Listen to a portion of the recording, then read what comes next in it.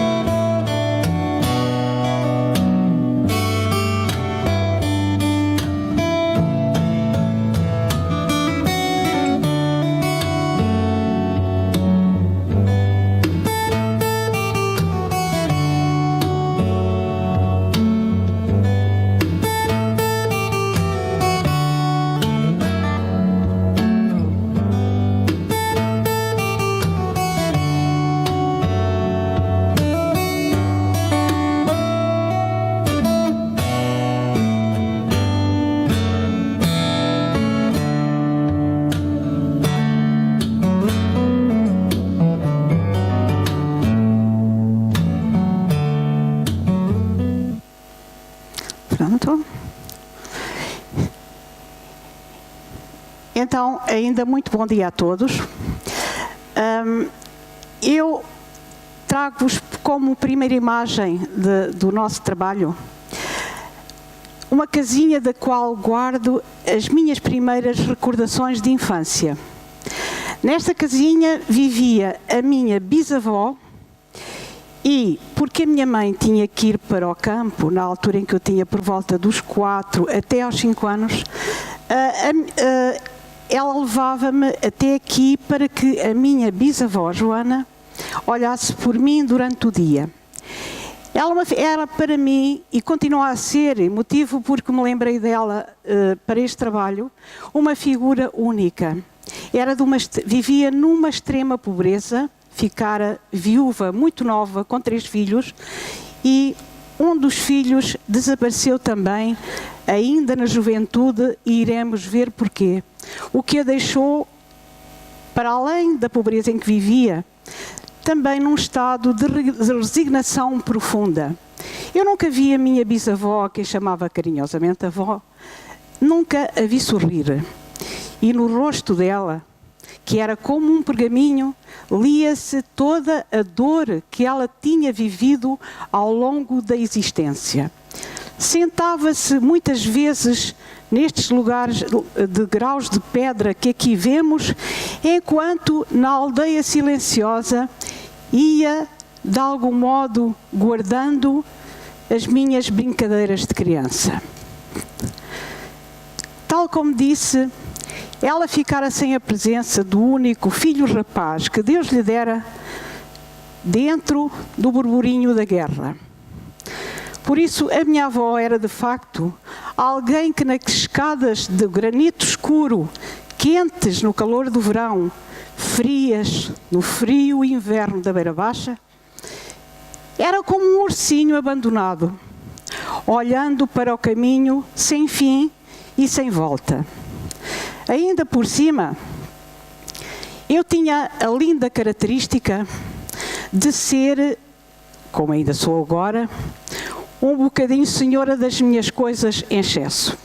E acontecia que a minha mãe levava para a merenda do dia uma bolsinha de retalhos em que eu levava um pedaço de pão, queijo, umas azeitonas e, eventualmente, um pedaço de farinheira.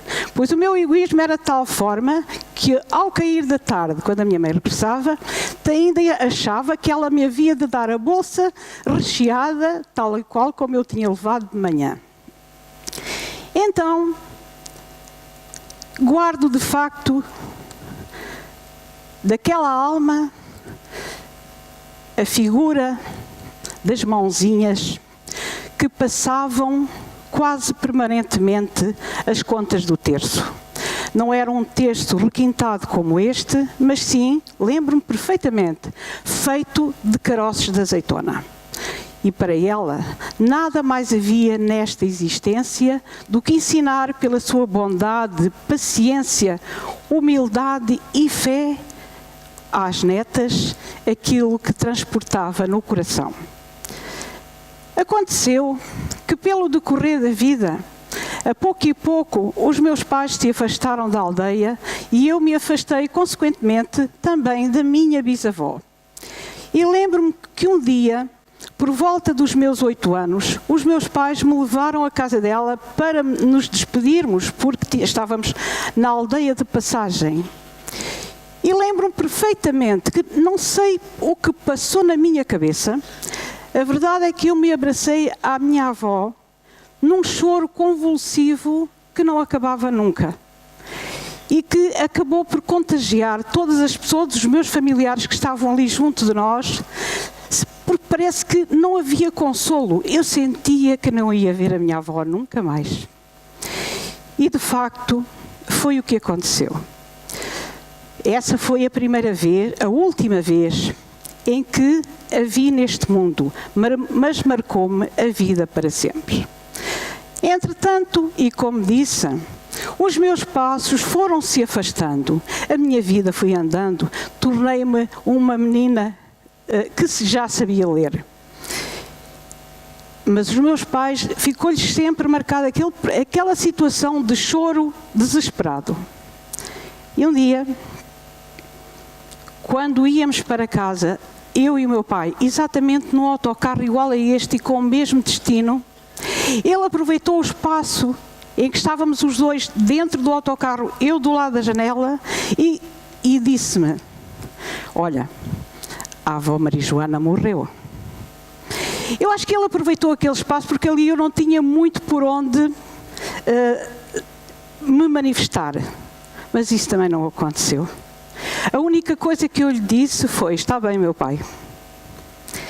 E essa foi a primeira vez na minha vida em que eu percebi que há dores na vida que são inevitáveis, situações incontroláveis, e que o único caminho a seguir é como faz o passarinho, mesmo debaixo da tempestade, sacudir as penas e seguir em frente.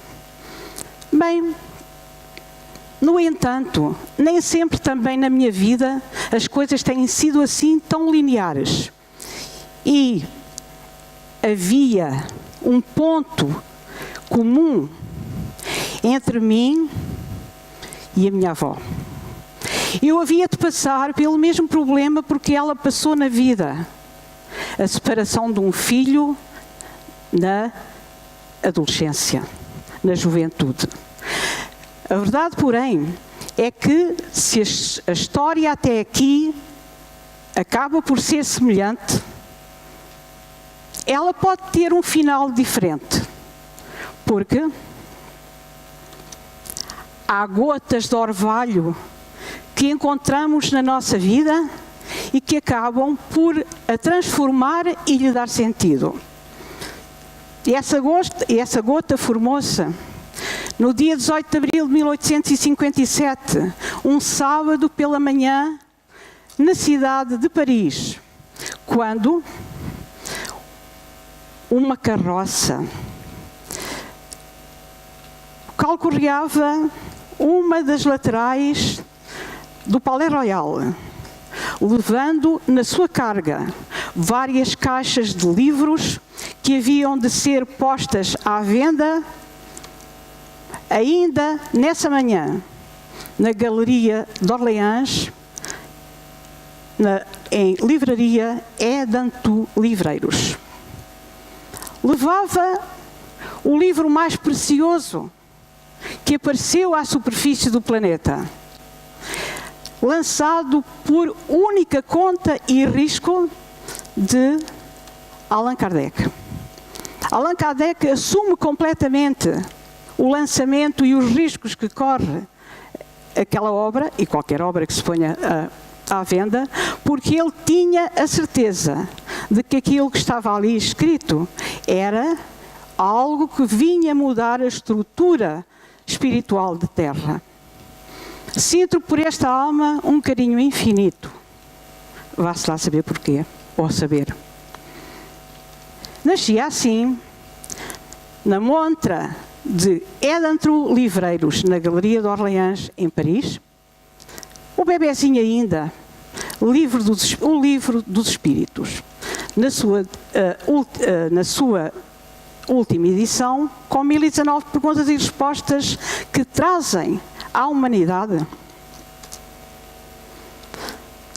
bálsamo para os que sofrem. Dentro da nossa sociedade não há dor humana que não receba o conforto que se encontra na doutrina espírita e, consequentemente, no Livro dos Espíritos e nas outras obras, 5 obras que compõem a obra básica do Espiritismo. Há sofrimentos de toda a ordem, materiais e espirituais, mas todos eles se encaixam dentro da perspectiva do que é a vida do homem e encaixado no planeta em que vivemos. O Livro dos Espíritos é também alforria. E alforria porque ele liberta aqueles que se encontram sob o grilhão do remorso. E o remorso é algo que vai corroendo a nossa alma, desgastando os nossos dias, sem que haja produtividade para que eles continuem a brilhar. O Livro dos Espíritos diz-nos que somos livres e que cada um de nós, em cada hora, somos responsáveis pelos nossos atos e iremos colher os respectivos frutos. Ainda, o Livro dos Espíritos contém a liberdade para os que se sentem presos a rituais e preconceitos. E isso é tanto assim que, ao vermos este bonequinho, vem-nos à mente os assuntos mais inacreditáveis, os toques mais íntimos da nossa alma, o toque do pecado. E traz ainda subjacente aquilo que não trazemos aqui, mas que lemos a seguir, que é a ideia de que temos que confessar a alguém os males que eventualmente praticamos nesta vida. E não é assim tão linear, porque pode marcar uma vida inteira. E eu lembro-me que, conversando com o meu pai acerca do Espiritismo e falando exatamente na obrigação de confessar e comungar lá uma vez por ano e tal, fazendo-lhe entender que não fazia sentido, não é preciso, meu pai, para a nossa caminhada na Terra, ele me disse, com 80 anos bem pesados, ouve lá, e é agora que tu me vens dizer isso, com 80 anos, quando eu com 7 anos andava ali no adro da igreja descalço e com fome, tardes inteiras, à espera que chegasse o senhor padre para eu me confessar. Então isto marcou-o, mas talvez ainda lhe tenha saído da alma o peso que traz a maçã e a serpente. Depois, O Livro dos Espíritos é também a explicação para os porquês da vida. Porque é que o meu pai teve 7 filhos e estávamos todos presentes quando ele partiu? Porque é que eu só tive 2 e o meu partiu na flor da vida? Porque é que há crianças que têm doenças incuráveis e outros que exalam felicidade exuberante? Porquê? Porque é que a minha vida é tão dorida? Se eu tive que cavar vinha há anos a fio para comer uma fatia de pão de centeio, porquê? E então o Livro dos Espíritos continua a ser a base de consolo para a humanidade. Por isso, após o lançamento do Livro dos Espíritos em Paris, forma-se no ano seguinte a Sociedade Parisiense de Estudos Espíritas, em que gente boa pretende aprofundar aquilo que o livro contém e decide, através desta sociedade, avançar para a propagação das verdades que o livro tinha pelo mundo, de uma forma digna, reta, brilhante e, sobretudo, transparente. Então, a Sociedade Parisiense de Estudos Espíritas, poderemos dizer que ela foi o primeiro centro espírita do mundo. Ali se formaram ideias, se consolidaram convicções que vêm propagar pelo nosso mundo os pequenos centros espíritas que salpicam mais aqui e mais ali o planeta que habitamos. Por isso, centro espírita tem que ser, como nos diz Herculano Pires, um lugar pequeno, para que as pessoas se conheçam, se amem, procurem vivenciar a paz entre elas, partilhem as coisas mais íntimas da vida, para que se possam ajudar profundamente. Ele tem que ser pequeno, porque, como alguém bordou carinhosamente, quanto menor a casinha, mais sincero é o bom dia. E, de facto, isto assim acontece.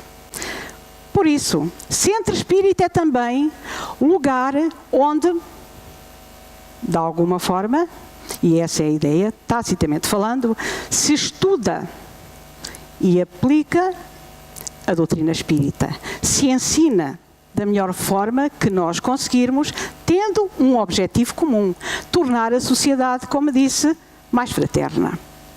Assim sendo, dentro do centro espírita, existem várias atividades. Essas atividades não podem, não devem sequer ser estanques, mas sim fazerem parte de um todo comum. Não há uma atividade mais importante. A rosa não é mais importante do que a violeta. Todas elas têm igual importância e interligam-se de modo ao objetivo central. Por isso, tudo no centro espírita tem igual importância e tem que se conjugar umas atividades com as outras, conhecendo-se toda a gente dentro do mesmo objetivo. Mas dentro das atividades do centro espírita, encontramos a palestra pública. Como é que a palestra pública pretende construir a paz? Passando de uma forma simples, objetiva, um tema e outro, analisado calmamente pelo palestrante, sendo depois postas questões pelas pessoas que estão a assistir e que, consequentemente, vai espalhando um pouco de harmonia, de serenidade no ambiente. E notamos que, no decorrer das palestras, por vezes há um espaço de alguma intranquilidade. E a pouco o ambiente vai serenando. E no final aquilo é um doce. Então, este é um espaço por eleição em que a pouco as coisas se vão orientando, passando depois para as atividades da noite que estou a falar no centro em que colaboro. Depois temos o atendimento individual. É um lugar mais privado, mas também aqui se constrói a paz. Chico Xavier disse um dia que, quando as pessoas falavam com ele no atendimento, elas nem estavam muito interessadas naquilo em que ele pudesse vir a dizer a seguir, porque dizia ele: as pessoas, quando falam comigo, é como se falassem aos ouvidos de Deus. E de facto assim é. E será que no atendimento individual se constrói paz? Tenho por experiência de já alguns anos de atendimento individual, em que, no decorrer da conversa, pergunta à pessoa que está a ser atendida: ouça, verdadeiramente, o que é que a trouxe ao centro espírita? Eu vim à procura de paz. É muito comum. E encontrei. Aquela pessoa pode não voltar, porque a vida não é assim tão linear. Mas a verdade é que naquele espaço, por aquele tempo, ela encontrou paz e levou-a para o seu lar. Ontem, dizia a Kelice que o difícil é, por vezes, nós tentarmos levar água ao nosso moinho e tentarmos convencer a pessoa e, de algum modo, captá-la para o estudo da doutrina, porque essa é a nossa real intenção, no sentido de lhe melhorar a vida e o motivo que a trouxe até ali.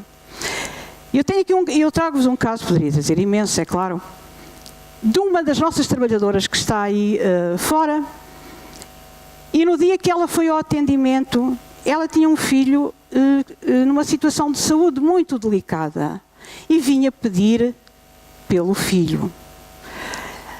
Mas nós apercebemos-nos de que ali só um milagre, e aqui não é Fátima. Então, eu estava com o Lucas na altura e olhámos um para o outro: esta senhora não vai voltar nunca mais, que pena. E passou um tempo e ela voltou. Algo se tinha passado que de algum modo estava previsto dentro da lei de causa e efeito, mas a paz que levara dali fê-la voltar a procurar o centro espírita já numa situação diferente e para ficar. Então o centro espírita será sempre, e no atendimento, o lugar onde iremos construir um pouquinho de paz para o nosso planeta. E dentro das atividades do centro espírita aparecem por vezes pessoas cuja mediunidade está descontrolada. A vida torna-se algo de quase impossível, porque misturam, porque assim tem essa característica, misturam um pouco os vivos com os mortos. E como diz Divaldo Franco, isso fez com que ele nunca tivesse uma carta de condução. Então, no centro espírita aparecem pessoas perturbadas com a sua mediunidade. E ali tem hipótese de estudar essa faculdade, de a educar, com base, mais uma vez, numa obra de Allan Kardec, o Livro dos Médiuns. E é com uma satisfação infinda, que não cabe dentro dos parâmetros da vida, que nós vemos médium deseducado, sofredor, poder participar em reuniões de ajuda a outros sofredores que já se encontram do lado lá da existência.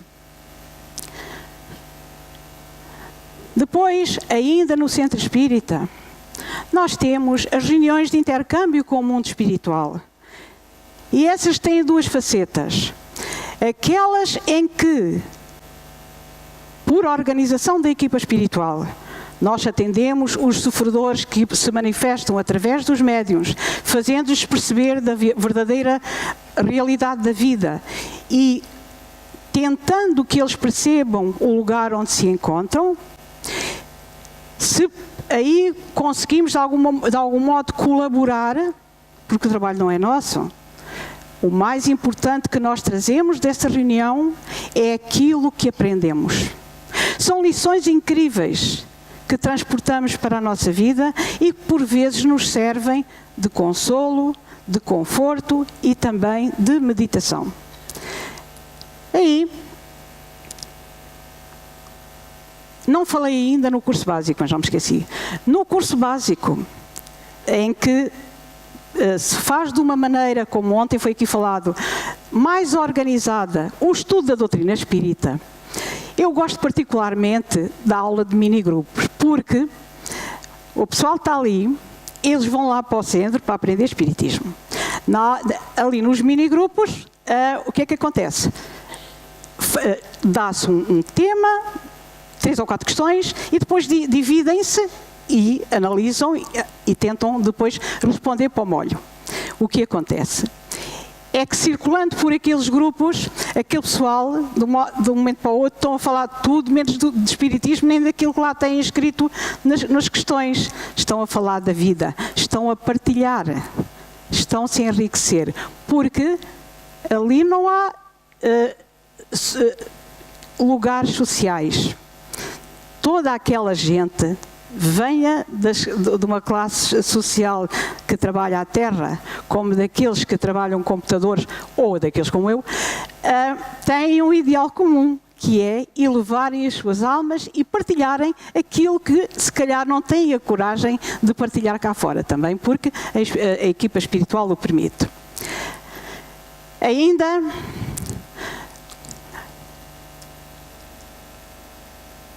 no passe espírita, o que procuramos nós? Que através das mãos do passista, as energias espirituais se possam derramar sobre as pessoas que estão ali no centro e lhes tranquilizem a alma, os equilibrem emocional e fisicamente, e que possam sair dali mais encorajados para encarar a próxima existência. E não há nada mais comovente e que mais nos possa dar a noção de paz do que 2 seres humanos, ambos carentes, que se sentam ou se juntam um em frente ao outro.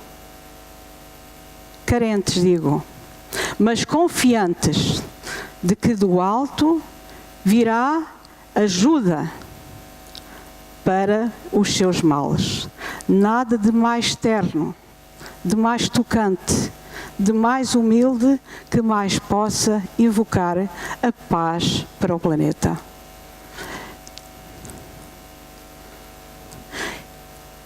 Trazia ainda o problema das hierarquias. Se as hierarquias fazem parte da nossa sociedade, elas não fazem parte de um centro espírita e, consequentemente, dos seus trabalhadores. Em hierarquia nós temos os nossos guias espirituais que nos orientam a cada hora. Agora, dentro dos trabalhadores do centro, não há hierarquias. Toda a gente manda a mesma coisa. Às vezes, referindo-me novamente ao centro em que eu colaboro, as pessoas perguntam: quem é o presidente? Nem sequer se percebem que sou eu, porque realmente era muito mau.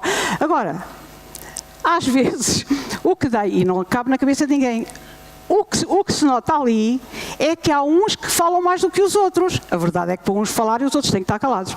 Agora, a verdade é que toda a gente ali manda a mesma coisa.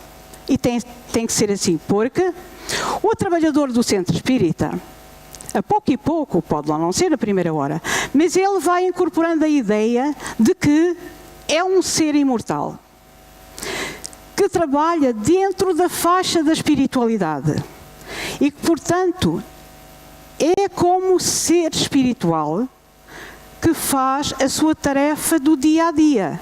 Consequentemente, nem sequer tem direito à reforma, como se falava aqui ontem, porque se for para o plano espiritual e se tudo correr como prevês, vai continuar a ter as mesmas tarefas, a falar ou a estar calado, de modo a que a coisa corra harmonicamente. Portanto, as hierarquias não existem. E porquê?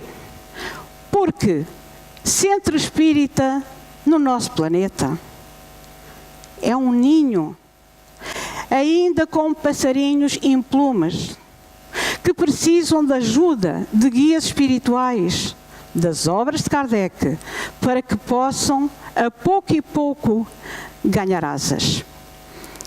E assim, um dia, quem sabe, as aves em plumas, e não estou a dizer só aos frequentadores, estou-me a referir também aos trabalhadores, que são aqueles que mais recebem no dia-a-dia do centro, onde poder voar, ensaiando voos mais altos na espiritualidade.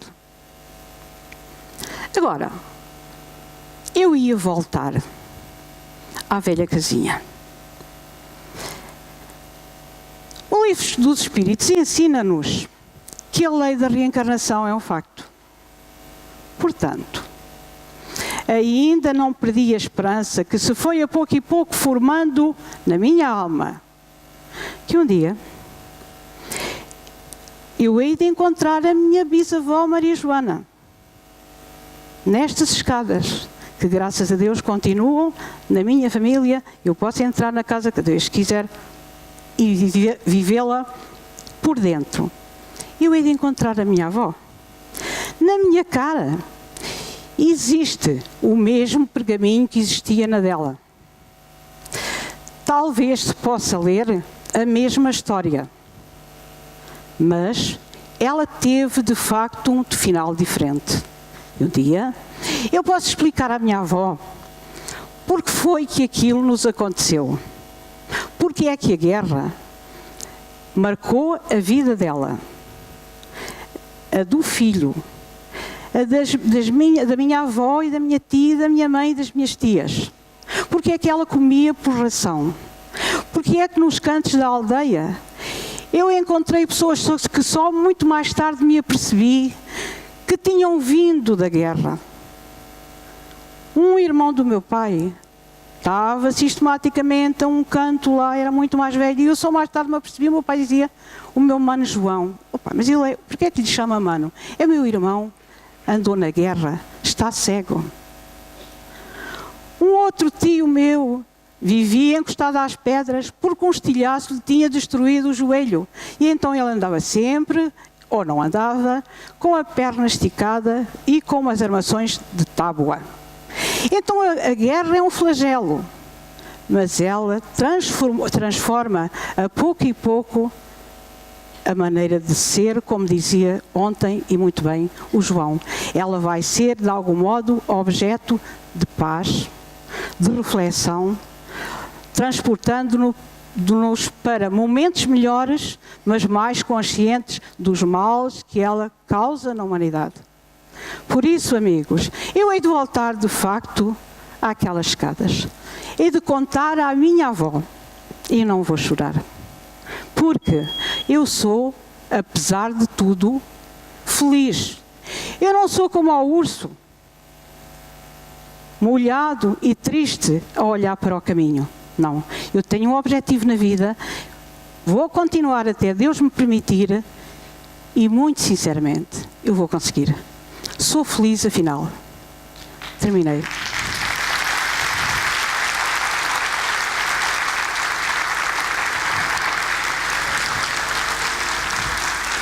Agora o abracinho é seu, eu já sabia. Tinha que ser, então. Como é que é o abracinho? É assim. Tá. Bem-aja, Dona Amélia. É difícil falar depois desta palestra.